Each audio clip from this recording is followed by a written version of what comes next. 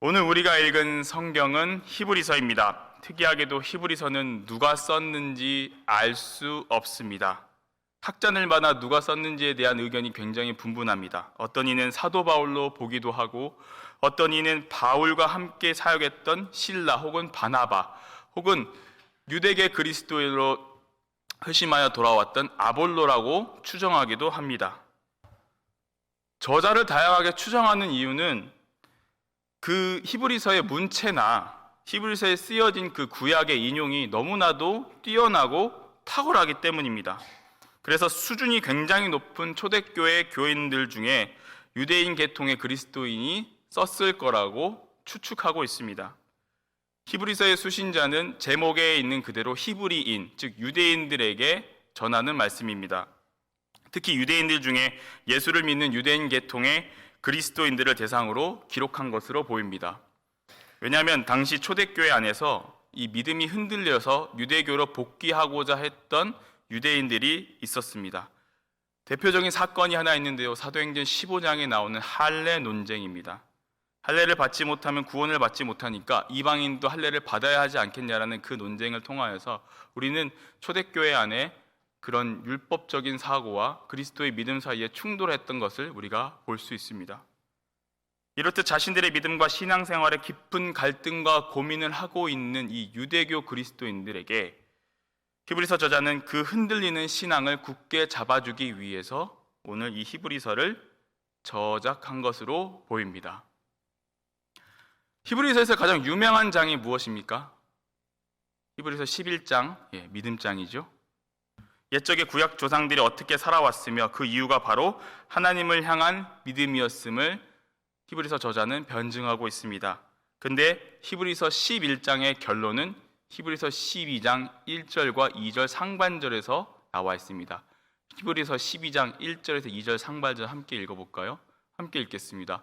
이러므로 우리에게 구름같이 둘러싼 허다한 증인들이 있으니 모든 무거운 것과 얽매이기 쉬운 죄를 벗어버리고 인내로써 우리 앞에 당한 경주를 하며 믿음의 주여 또 온전하게 하시는 이인 예수를 바라보자. 아멘. 히브리서 저자는 11장에서 구약의 조상들이 목숨을 걸고 지켰던 그 믿음, 그 인내의 경주의 끝에는 예수 그리스도가 있었다는 것을 기록합니다. 구름같이 허다하게 둘러싼 이 허다한 증인들, 구약의 조상들, 이들이 열심히 믿음의 경주를 한 것은 믿음의 주요 온전하게 하시는 예수 그리스도를 바라봤다는 것입니다. 그들의 믿음 역시 하나님의 아들 예수 그리스도에게 초점이 맞춰져 있다는 것이죠. 여러분, 히브리서를 읽다 보면 계속해서 예수 그리스도가 진정한 구주라는 것을 설명하기 위해서 히브리서 저자가 구약 성경을 탁월하게 인용하고 있는 것을 볼 수 있습니다. 오늘 우리가 읽은 히브리서 1장 역시 예수 그리스도가 어떤 분이시며 그것에 대해서 설명하기 위해 구약 성경들을 인용하기 시작하고 있습니다. 특히나 오늘 본문은 예수 그리스도와 천사의 비교에서 시작합니다. 당시 사람들이 이렇게 물어봤습니다. 예수가 누구입니까? 예수 그리스도가 누구입니까? 천사입니까? 가브리엘과 미가엘 같은 천사를 말하는 것입니까? 이렇게 질문했다는 거예요. 하지만 히브리서 저자는 예수님이 누구이신지에 대해서 분명하게 밝히고 있습니다. 오늘 본문 1절, 2절 함께 읽어볼까요? 함께 읽겠습니다. 옛적에 선지자들을 통하여 여러 부분과 여러 모양으로 우리 조상들에게 말씀하신 하나님이 이 모든 날 마지막에는 아들을 통하여 우리에게 말씀하셨으니 이 아들을 만유의 상속자로 세우시고 또 그로 말미암아 모든 세계를 지으셨느니라. 아멘. 1절과 2절은 그리스도 이전과 이후의 시대로 나누고 있습니다. 옛적, 뭡니까? 그리스도 이전의 시대, 구약의 시대를 말하고 있습니다. 하나님께서 구약의 선지자를 통해 계속해서 이스라엘 백성들에게 메시아가 오심을 예언했습니다. 특히 여러분 이사야 53장을 보시면 그리스도의 고난이 너무나도 자세하게 기록되어 있습니다. 물론 당시에 이스라엘 백성들은 그분이 예수 그리스도임을 몰랐어요. 그 예언이 근데 이 모든 날, 오늘 본문에 보시면 이 모든 날 마지막이라는 이 구절, 신약 시대에 와서 성취가 되었다는 것입니다. 하나님은 그 아들 예수 그리스도를 통하여 우리에게 말씀하셨고 그를 만유의 상속자로 세우셨고 그 모든 세계를 지으셨습니다. 이는 그리스도의 3년간의 공생의 사역을 생각하시면 굉장히 이해하기 쉽습니다. 예수님의 3년간의 공생의 사역에서 주된 3대 메인 사역이 무엇이었냐면 마태복음 4장 23절 말씀입니다. 우리 함께 읽도록 하겠습니다. 예수께서 온 갈릴리에 두루 다니사 그들의 회당에서 가르치시며 천국 복음을 전파하시며 모든 백성 중에 모든 병과 모든 악한 것을 고치시니. 아멘. 예수님의 3대 메인 사역입니다. 가르치시며 전파하시고 또 고치셨습니다. 오늘 본문 2절에서요, 여러분, 우리에게 말씀하셨다는 것은 예수님께서 하나님의 언약과 그 구원 사역에 대해서 가르치셨음을 의미해요. 예수님은 비유를 통해서 하나님 나라가 무엇이고 믿음이 무엇인지에 대해 이스라엘 백성들에게 가르치셨습니다. 또 하나님께서 예수님을 만유의 상속자로 세우셨다는 것은 예수님 자신이 하나님의 아들이시며 하나님께서 예수님을 통해 계시를 전파하셨던 것이죠. 히브리서 저자는 예수님이 하나님의 아들인 것에 대해 좀 더 자세하게 설명하고 있습니다. 그것이 오늘 본문 3절입니다. 우리 3절 말씀 함께 읽도록 하겠습니다. 이는 하나님의 영광의 광채시요 그 본체의 형상이시라. 그의 능력의 말씀으로 만물을 붙드시며 죄를 정결하게 하는 일을 하시고 높은 곳에 계신 지극히 크신 이의 우편에 앉으셨느니라. 아멘. 3절은 예수님의 신성에 대해서 설명하고 있습니다. 첫 줄에 하나님의 영광의 광채 그리고 본체의 형상이라는 말이 나옵니다. 이것은 2절 하반절에서 보는 그 만물을 지으셨다는 그 구절의 적절한 이유가 될 수 있어요. 형상이라는 단어는 헬라어로 카라크테르라고 번역합니다. 이 원래 뜻이 조각공, 조각 도구라는 뜻이에요. 히브리서에서 이 단어를 쓴 이유는요, 예수 그리스도께서 하나님의 본체를 정확하게 재현한 것임을 강조하기 위해서입니다.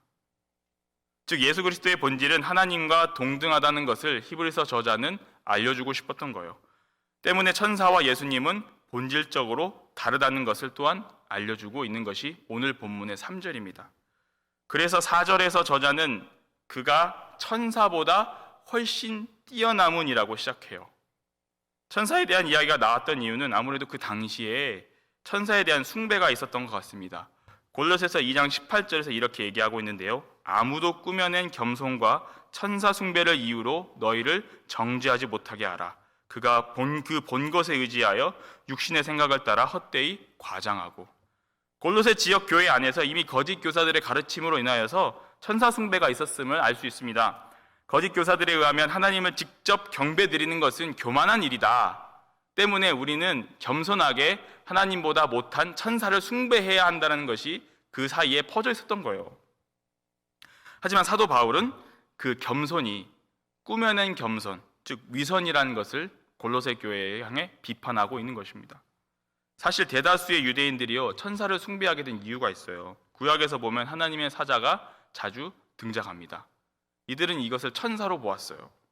이러한 상황들 속에서 유대인 자신들에게 하나님께서 천사를 통하여 하나님의 뜻을 전달한다고 믿었습니다. 그게 유대인들의 옛날에 가지고 있던 그런 믿음이었어요.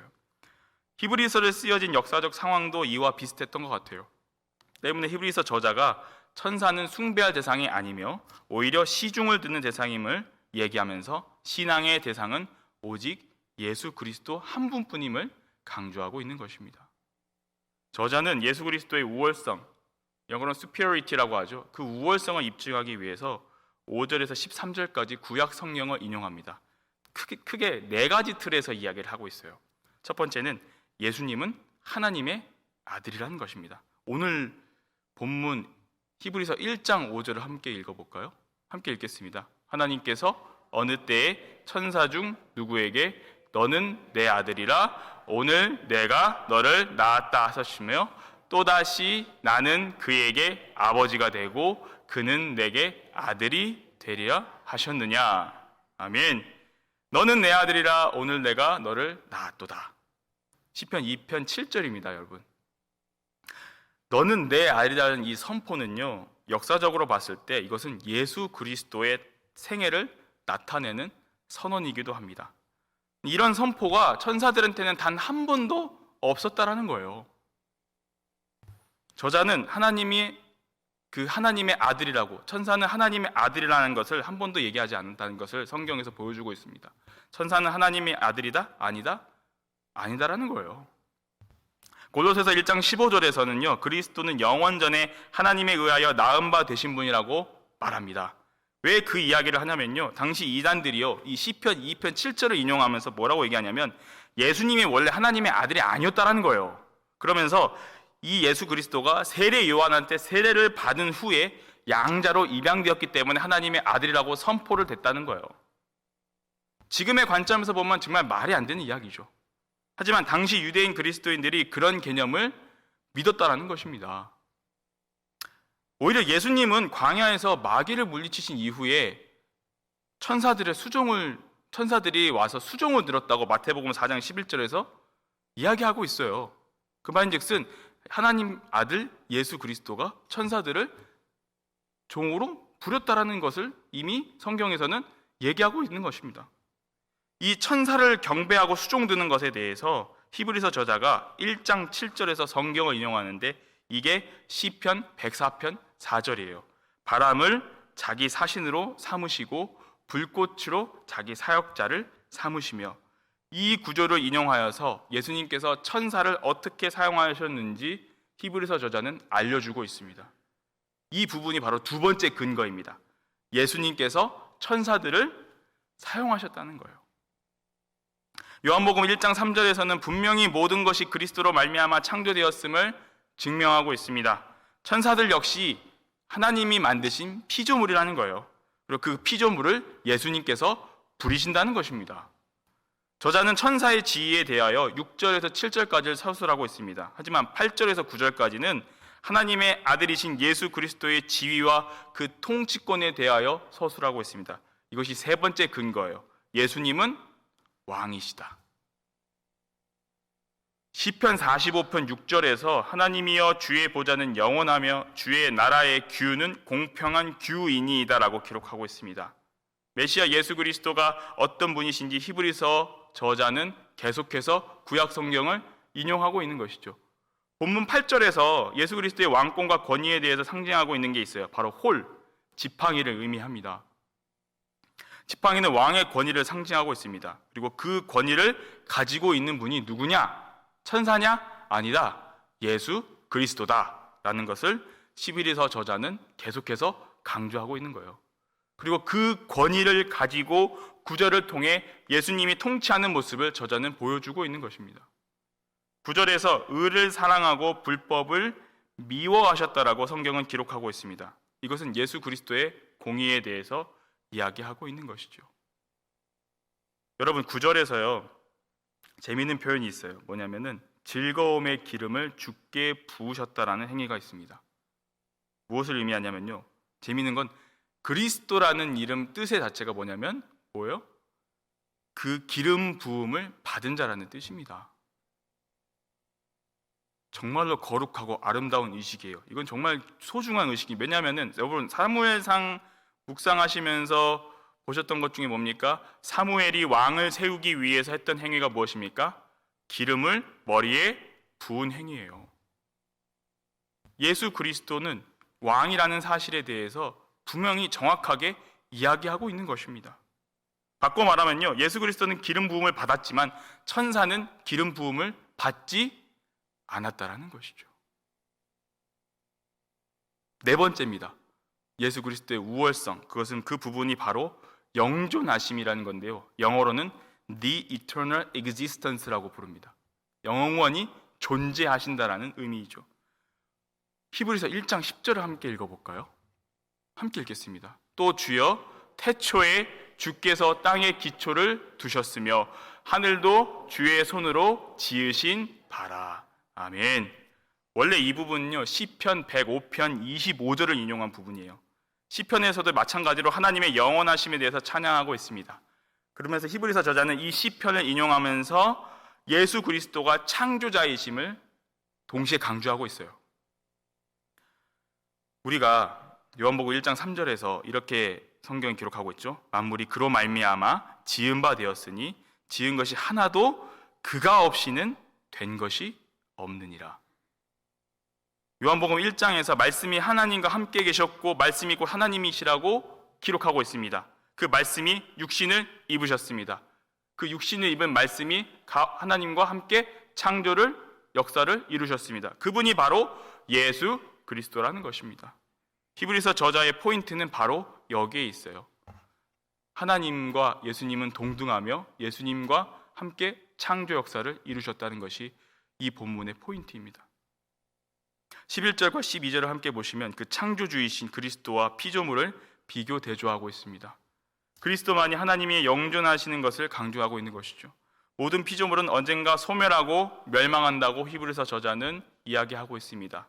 11절에서 그것이라고 나오고 있어요. 그것. 보이시죠?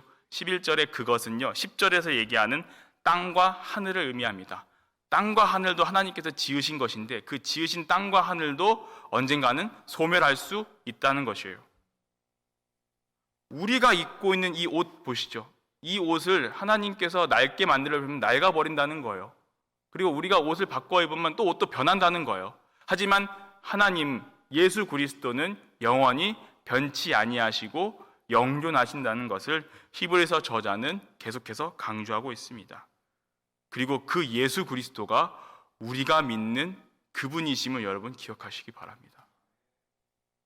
앞에서 4가지를 이야기했습니다. 그럼에도 불구하고 히브리서 저자는 13장에서 승부수를 띄우는 것 같아요. 우리 13절 함께 읽어볼까요? 함께 읽겠습니다. 어느 때에 천사 중 누구에게 내가 내 원수로 내 발등상이 되게 하기까지 너는 내 우편에 앉아있으라 하셨느냐? 아멘. 잘 봐.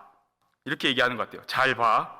하나님께서 언제 어떤 천사한테 내 원수로 내 발등상이 되게 하기까지 우편에 앉아있으라고 말씀하신 적 있어? 라고 오히려 반문하는 듯이 히브리서 저자는 유대인 그리스도인들에게 반문하듯이 얘기합니다. 하나님은 천사에게 그런 말씀을 한 적이 없다라는 거예요. 지금 이 저자는요, 이 본문 13절은요, 시편 110편 1절을 인용한 거예요. 오른편에 앉아있다는 것은요, 여러분 무엇을 의미하냐면 하나님의 권능과 영광을 동참하고 있다는 것을 의미하고 있는 거예요. 더 이해하기 쉬운 거, 여러분 우리 매주 주일마다 뭐 합니까? 신앙 고백하고 있습니다. 그렇죠? 사도신경으로 신앙 고백하고 있는데 그 신앙 고백의 일부가 뭐라고 되어 있습니까? 하늘에 오르시어 전능하신 아버지 하나님 우편에 앉아 계시다가. 여러분 이것은 오직 예수님만이 가능한 일입니다. 예수님만이 오직 하나님 우편에 앉아 있을 수 있습니다. 히브리서 저자는 14절을 통하여서 천사는 구원받을 상속자 곧 예수 그리스도를 믿는 모든 신자들을 섬기라고 보내신 하나님의 일꾼임에 불과하다는 것을 강조하면서 결말을 짓습니다. 예수님이 우리의 진정한 믿음의 대상이라는 것을 다시 한번 매듭 짓고 있는 것이죠. 여러분 천사를요 헬라어로 번역하면 앙겔로스라고 번역을 해요. 근데 이 앙겔로스의 뜻이 무엇이냐면 메신저의 뜻이에요. 메신저. 네, 편지를 전하는 그 사자를 얘기하는 거예요. 여러분 그것을 고용하는 사람은 누구입니까? 주인이 따로 있다라는 거예요. 쉽게 생각하면 천사는 일꾼이 맞고 종이 맞아요. 그 단어에서도 이미 그 의미가 나와 있는 거예요. 히브리서 저자는 이렇게 구약 성경을 인용하면서 히브리서 12장까지 계속해서 예수 그리스도가 진정한 우리의 믿음의 대상이며 진정한 구원자이심을 변증하고 있어요. 초대교회 당시에 이런 어떤 상황이었는지 모르겠지만 로마 제국의 압박과 핍박이 있었고 그리고 잘못된 이단 상황, 아까 골로새 교회 같은 그런 잘못된 사상이 들어와서 교회의 혼란한 상황 가운데서 오직 예수 그리스도만이 진정한 구원자이시며 왕이시며 대제사장임을 강조하기 위해 유대인들에게 이해하기 쉽도록 저자는 구약 성경을 인용하여서 계속해서 예수님이 누구이신가를 전하고 진정한 구주임을 강조하고 있습니다. 이것이 히브리서의 전체의 흐름이에요. 왜 믿음은 흔들리는 것일까요, 여러분? 현대에 살고 있는 우리도 믿음이 흔들립니다. 이유가 무엇일까요? 믿음은 눈에 보이지 않기 때문입니다. 그렇죠? 당시의 유대인 그리스도인들에게 이 믿음이 눈에 보이지 않았다는 것은 어떤 걸 의미하냐면은 눈에 보이지 않으니까 너무 힘든 거예요. 무슨 말이냐면 유대교에서는요, 이전에 익숙했던 것들이 있었죠. 율법, 그렇죠? 할례, 그리고 제사, 이런 것들이 눈에 보이는 것들, 의식적인 것들이 있었기 때문에 눈에 보이지 않는 믿음, 그 예수 그리스도를 믿으려고 하다 보니까 이건 도저히 자기들한테 힘든 거예요. 익숙하지가 않았던 거예요. 그러니까 이들의 믿음이 자꾸 흔들리기 시작했던 겁니다. 그러다 보니까 어떻게 하냐면 이 믿음에, 이 그리스도의 믿음에 하나씩 자신들의 익숙한 것들을 붙이기 시작했던 거예요. 아까 초반에 말씀드렸던 그 사도행전 15장의 할례 논쟁 기억하시죠? 그것도 마찬가지예요. 오직 믿음, 오직 은혜가 구원을 얻는 방법이라고 분명히 사도 바울도 얘기하고 있고 사도들이 계속해서 얘기를 하고 있는데 눈에 보이지 않고 쉽게 믿어지지가 않으니까 자꾸 눈에 보이는 것들을 하나씩 붙이기 시작했던 거예요. 근데 덧붙이니까 어떻게 돼요? 그 믿음에 계속 자신들이 익숙한 것을 붙여나가니까 그때부터는 믿음이 아닌 거예요. 믿음이 아니라 그것이 나를 얽매는 족쇄가 되어버린 거예요. 신앙생활을 하는데 신앙생활에 내가 정말 기뻐서 그 믿음으로 인해서 신앙생활을 하는 것이 아니라 오늘 또 해야겠다, 나는 그 의무감으로 변해버린 거예요. 그럼 그게 여러분 믿음입니까? 믿음이 아닙니다. 그리고 또 다른 이유가 있어요. 여러분, 구원은 간단하게 방법을 보면 그 방법이 너무 간단해요. 우리가 항상 예수를 믿으면 예수를 나의 구주로 고백하고 나의 죄를 자백하면 구원을 받고 천국에 갑니다라는 아주 간단하고 심플하게 우리는 설명하고 있죠. 그 말이 너무 간단해 보이는 거예요. 그러니까 너무 간단하니까 사람들이, 죄송한 말씀이지만 그 복음을 너무 우습게 알아요. 요한복음 3장 16절에서 하나님이 세상을 이처럼 사랑하사 독생자를 주셨으니 이는 그를 믿는 자마다 멸망하지 않고 영생을 얻게 하려 하심이라는 그 3장 16절 구원의 복음의 말씀이 믿지 않는 사람들에게는 왜 이렇게 간단해? 믿지 않는 사람들, 예수님을 모르는 사람들한테는 그 말이 너무 우습게 보이는 거예요. 왜? 너무 간단하니까. 어떤 의식적인 모습도 없고 어떤 경건함도 없고 그냥 그것만 하면 된다고 하니까 너무 간단해 보이는 거예요. 그래서 믿음이 흔들리기 시작하는 거죠.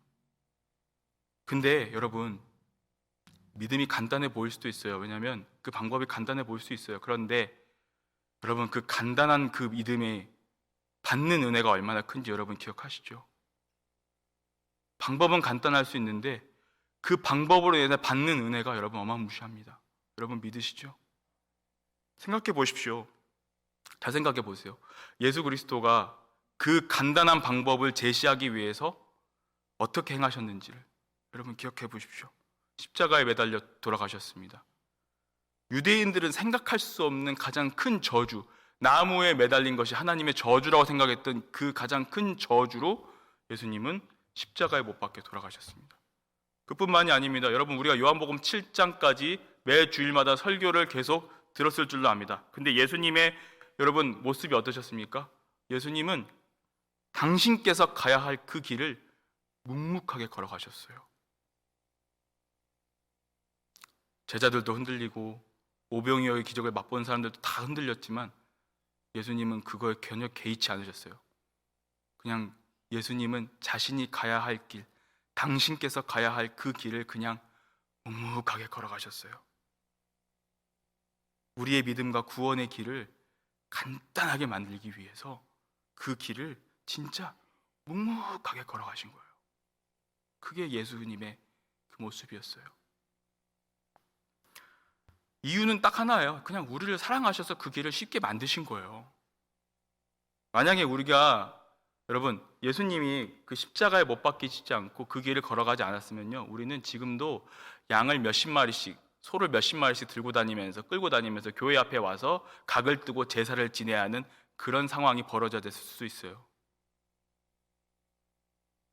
그런데 여러분, 그 방법을 다 간단하게 만들어 보신 분이 바로 오늘 히브리서 저자가 그렇게 강조하는 예수 그리스도이심을 여러분 믿으시기 바랍니다. 쉽게 말씀드릴게요. 쉽게 말씀드리면 예수님께서 그 고생을 하시면서 밥상에 밥을 차려 넣었어요.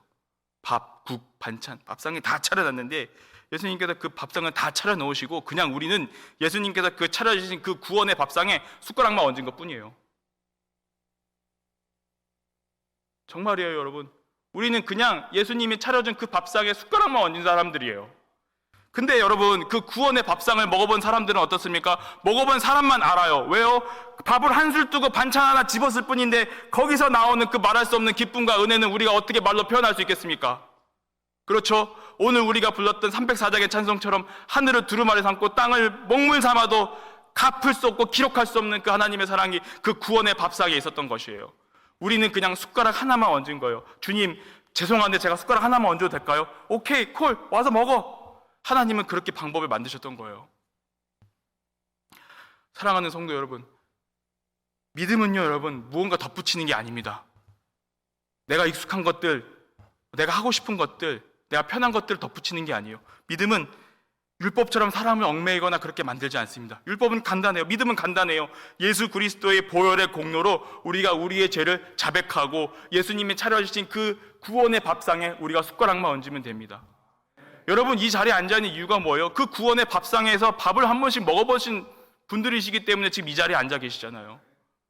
그렇지 않으면 우리 이 자리에 앉을 이유도 없고 필요도 없어요. 그렇잖아요. 오늘 밤에 여러분, 우리의 믿음이 흔들리지 않게 해달라고 기도하십시오. 예수 그리스도만 보면 그 받는 은혜와 사랑이 얼마나 큰지 여러분 기억하시면서 이 시간 기도하시기 원합니다. 이 밤에 여러분 기도하실 때요, 주님께서 그 묵묵히 걸어가신 그 길을 생각해 보십시오. 그러면서 그 길을 걸어갔던 이유가 우리의 사랑 때문임을, 우리를 사랑하셨기 때문에 여러분 기억하십시오. 좌우로 치우치지 마십시오.